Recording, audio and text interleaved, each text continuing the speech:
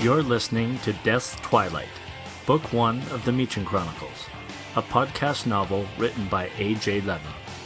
Performed by the author, with help from Mike Nelson, Tara Pierce Singh, Joshua Meyer, Connie Levins, and Kaylee Romaine. This podcast is suitable for ages 12 and up and may contain scenes of violence. Listener discretion is advised.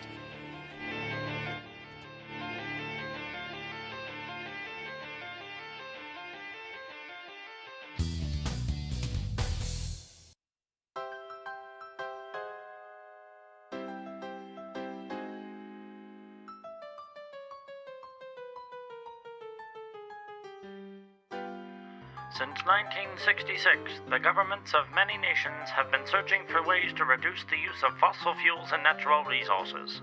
In the last years of the 20th century, consumption of pulp and paper products reached critical mass, and leaders realized the need for change. Think tanks were formed, and the brightest minds of the generation were brought together to solve the paper crisis. They found the solution: electronic mail. With this invention by Ray Tomlinson in 1971, paper letters became less and less common, with over 4 million emails sent daily by 2000, and by 2015, all mail was being sent electronically. On Saturday, December 18, 2032, a series of mistakes by a group of then-world leaders caused the Brothers of the Holy Dagger, a renegade organization in Zambia, to push the button. The retaliation by all G8 countries that were nuclear capable caused total nuclear winter. It was called the Great Fire. Citizens who survived revolted further, and all existing governments were wiped out. There was great civil unrest, and militant groups of all sizes, races, and religions fought for the next 70 years until a man calling himself George Washington united a group large enough to restore order. Washington's strategy sessions were done using an old relic found in the Smithsonian Museum. It was a game board, something families used to compete amongst each other with, of a centuries-old game called Risk. To make matters completely easy, Washington's new government divided the Earth into 42 territories, mimicking the territories on their strategy map. A member of Washington's officer corps was installed in each of the territories to act as principal, head of state as it were, and keep order among the citizens and encourage good faith among the territories. These principles reported back to Washington, and the United Territories was born. World population was decimated by the nuclear attacks, with nearly 5 billion dying from radiation sickness alone, so breeding was highly encouraged by all capable citizens, with some principals giving bonuses of greater rations or extensive properties for larger families. Life returned to normal. People had jobs, and industry flourished. The government realized that certain areas were more appropriate for certain skill sets. Asia Territory became synonymous with technology. Individuals who showed promise in a specific skill set were transferred to the appropriate territory so they could utilize their skills to the fullest. The orders came via the letter and often separated family members. As the population began to restore itself, world population began to increase so quickly it made the baby boom of the 1950s look small in comparison. Families eager for assistance began having 7, 8, or 9 kids. The result was a doubling of the population in less than 10 years. By the time Lincoln took office 70 years after Washington, it had doubled again. Population was returning to pre-nuclear levels. Officials realized that if the population continued to grow at the current rate, the planet would be unable to sustain the population for no more than 10 years. They need a solution, and relatively quickly. They imposed levies and taxes on households with more than 4 members. They actively discouraged and eventually banned breeding for citizens over 40. But it wasn't enough. Population equalization was a mandate, and the letter evolved. Since 2116, emissaries have delivered over 105 million letters in every city, town, and village in the world.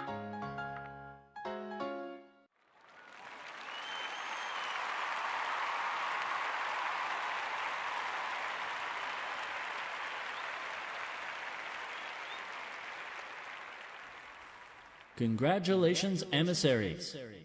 You have been selected from birth to be part of our emissary program. You have undergone specialized education and training, and have excelled at all tasks given to you by your instructors. You have proven your worth to your superiors and have achieved the rank of Alpha in the program. Alpha privileges include a suite at the college and the luxury of having all your immediate needs taken care of. Funds earned while performing your duties will be yours to spend as you see fit. We also provide you with a state-issued hover for use while performing your job. Accepting this status comes with a great sense of duty. You will be part of the elite force of 2,000 emissaries delivering the letter on a daily basis to individuals. You have a quota of 228 letters annually with an average time frame of 1.5 days. Should you fulfill your quota before day 300, you may be eligible for additional bonuses, upgrades, or time off. Once again, let me welcome you to the program. You have worked hard to get here, and we appreciate the diligence it takes to make you what you are. Enjoy your new status. You've earned it.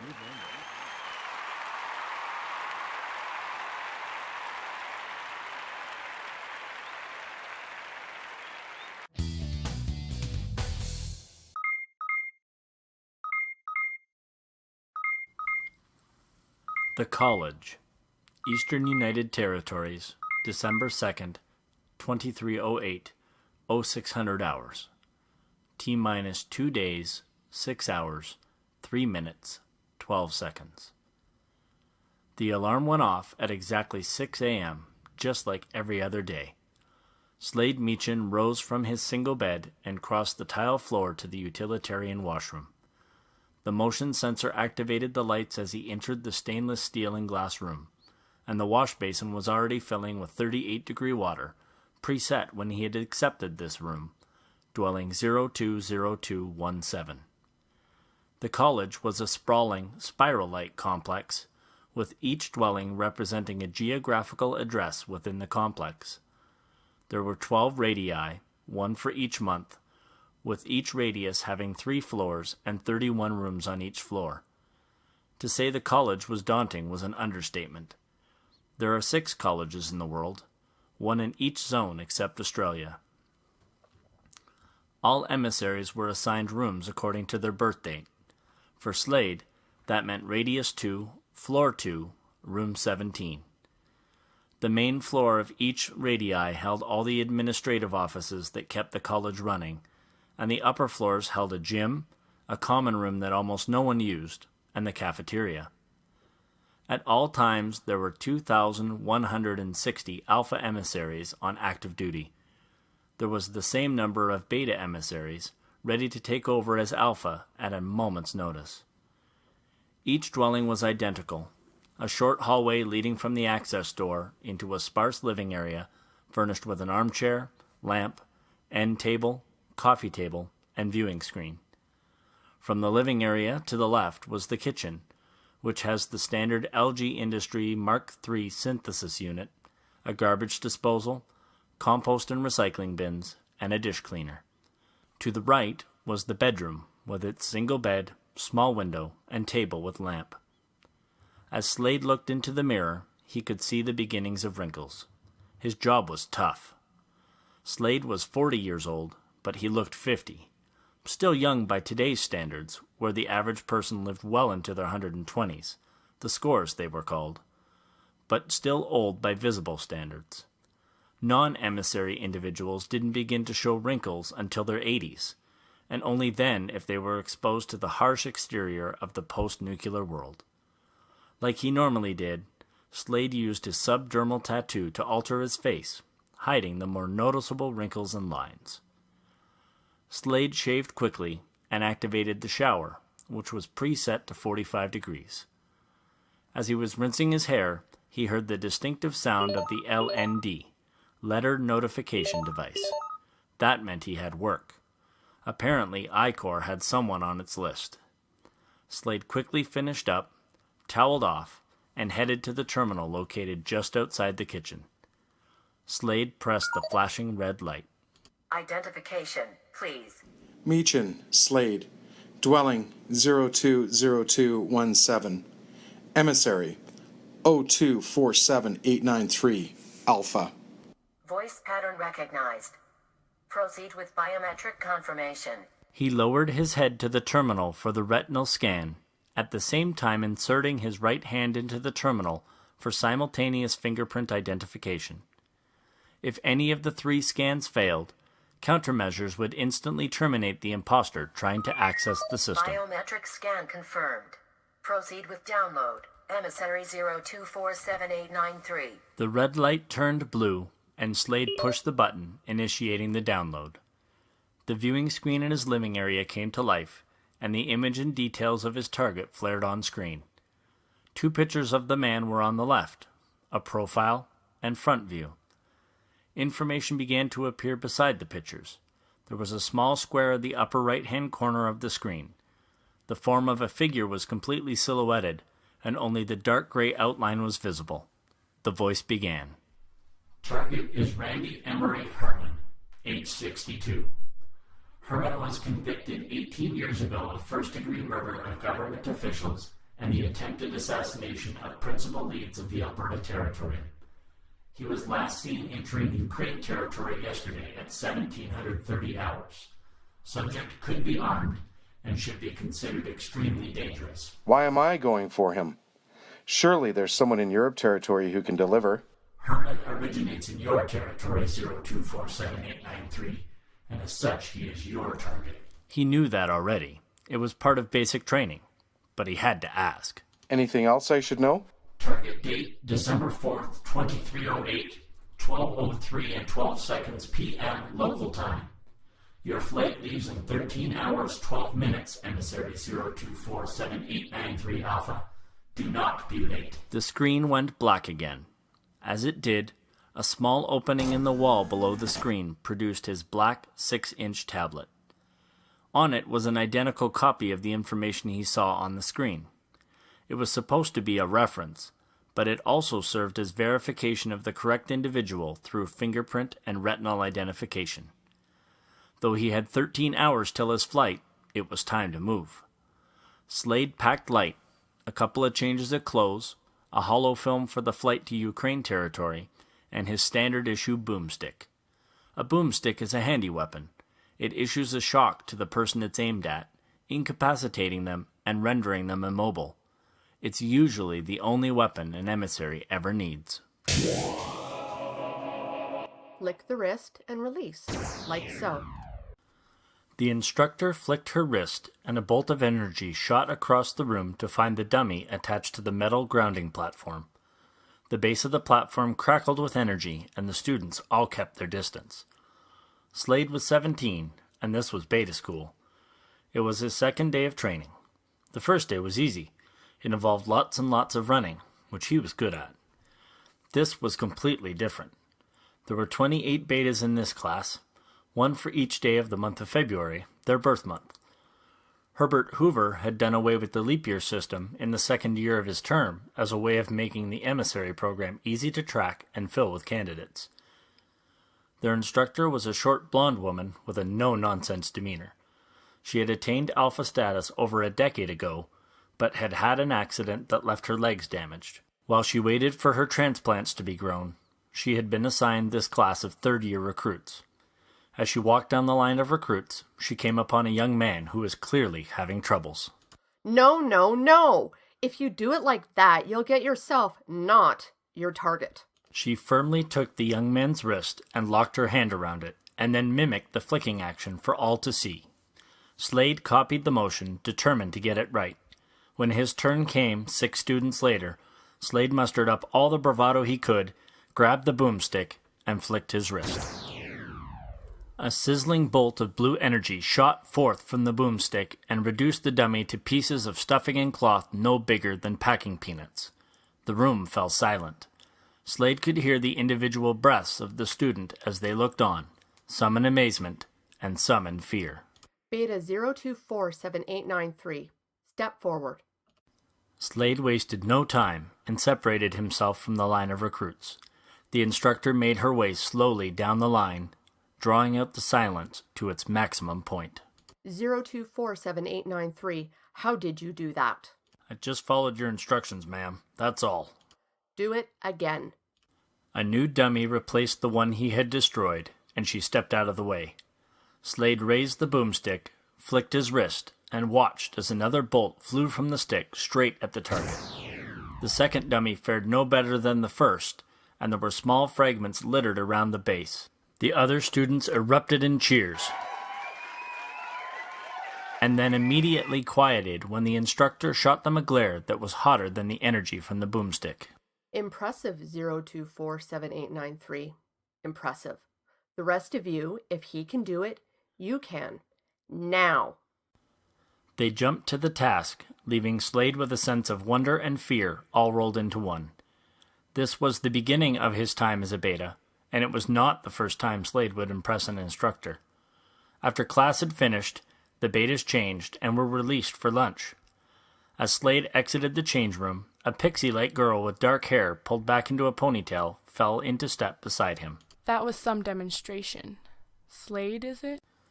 She was dressed in the female equivalent of his uniform, a tan tunic over dark brown pants, with black boots and a black belt.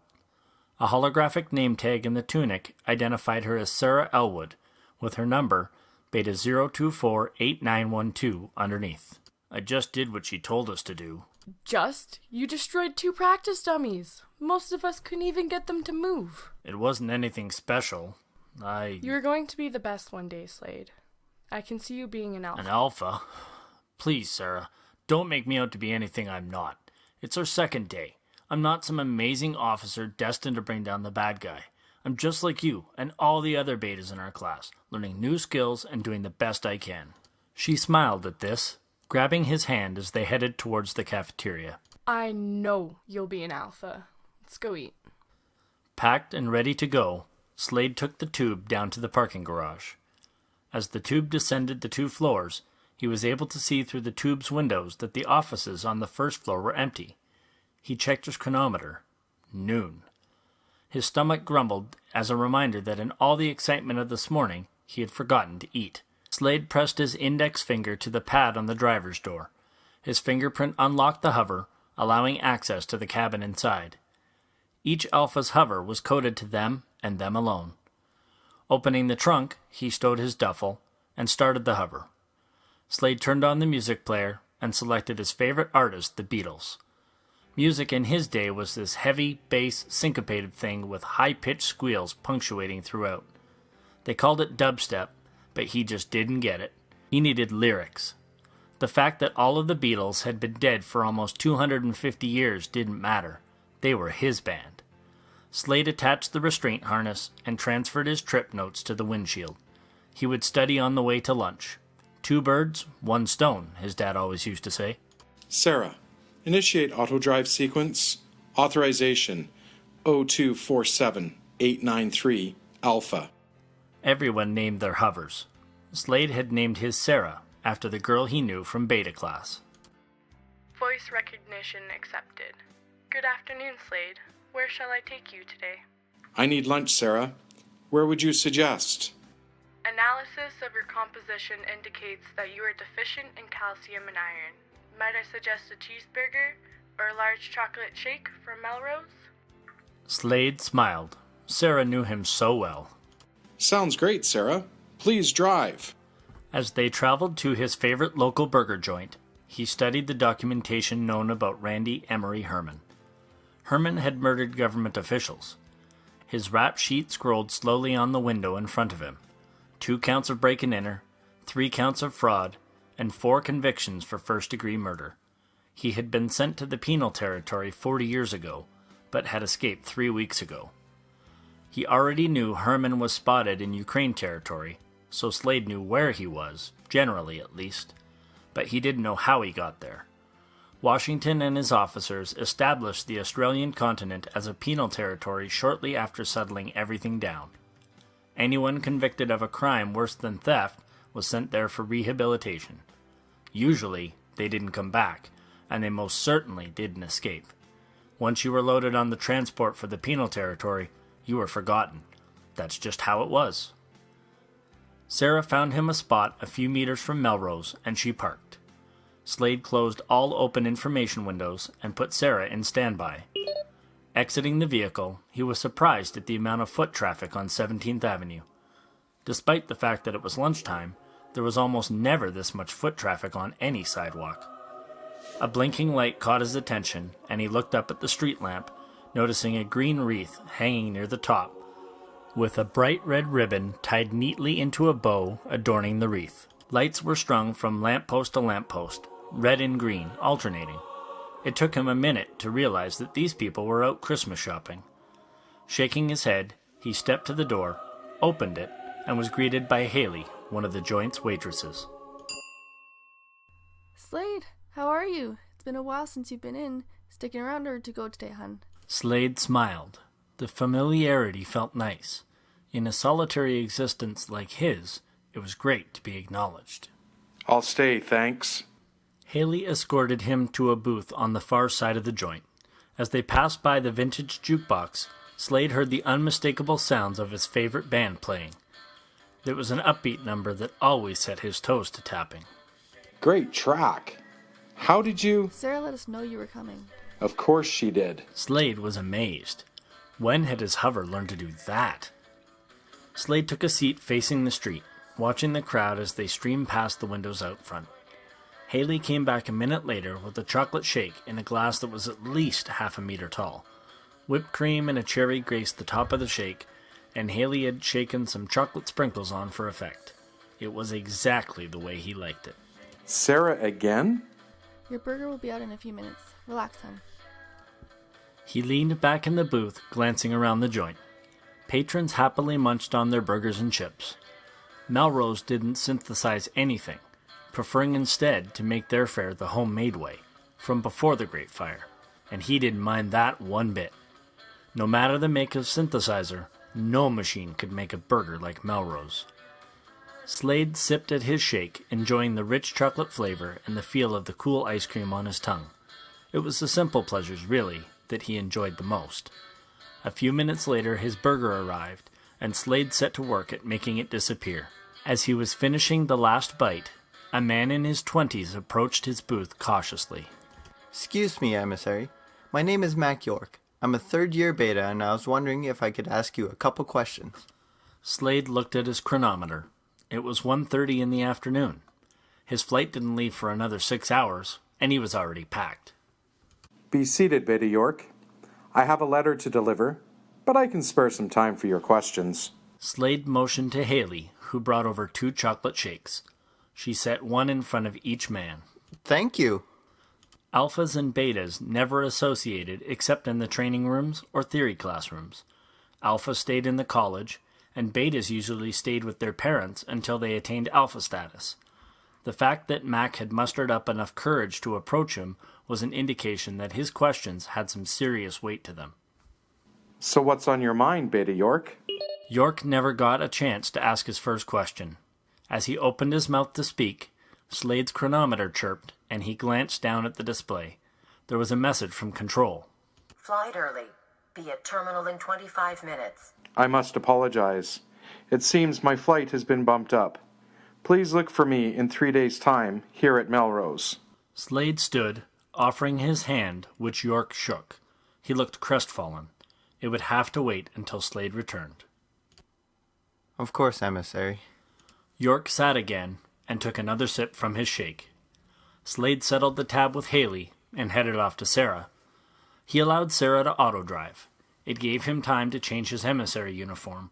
Apparently, he had spilt some ketchup and barbecue sauce on his shirt, and to have another study of the information Control had given him on Herman. Arriving at the terminal, Slade parked Sarah on the top level of the parking garage. As an alpha, he had priority parking, complete with a covered, heated stall, direct access to the terminal, and priority checkout upon his return. Being an emissary sure had its bonuses. He placed Sarah in hibernation mode, grabbed his duffel from the trunk, and set the alarm. As Slade approached the sliding doors to the airport terminal, people scurried out of their way. No one wanted to be connected with an emissary. An emissary meant change.